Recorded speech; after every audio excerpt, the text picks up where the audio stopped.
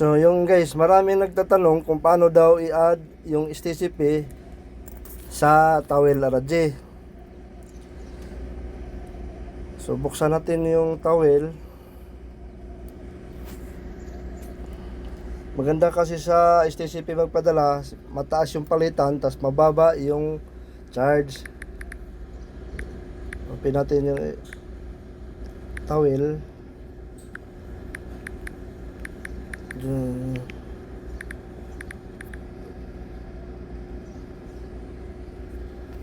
Hintayin lang natin yung OTP.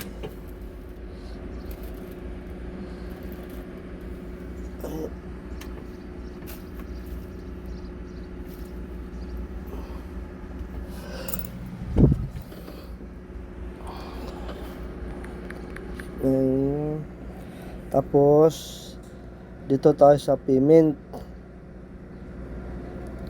Ayan. Add. Meron akong add na STCP. So add paybill. So ito, dito kayo sa STC prepaid, kasi dito sa STCP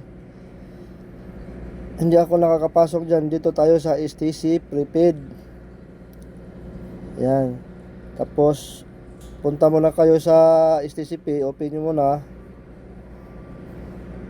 Dito tayo sa add money. So itong SADAD instant payment, ito yung SADAD number, i-copy mo lang yan. Copy mo, tapos lagay mo dito sa add account bill o subscription number. Dito i-paste mo dito, tapos lagay mo dito bill description 207. Yan. And then next, yun na. Okay na yan. Confirm mo na lang. Ako meron ako, hindi ko na lang i-confirm kasi meron ako. Confirm mo, yun na yun, tapos na.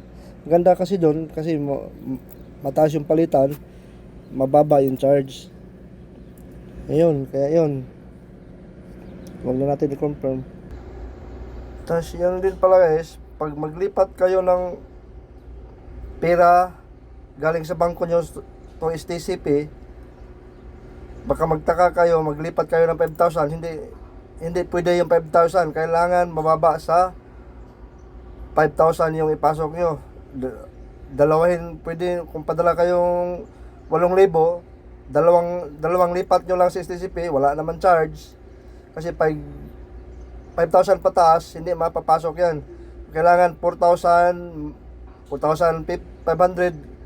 ganon para mailipat nyo dun sa STCP. Kasi pag 5,000 nga, hindi siya mailipat, may limit siya na 5,000. Kaya yun.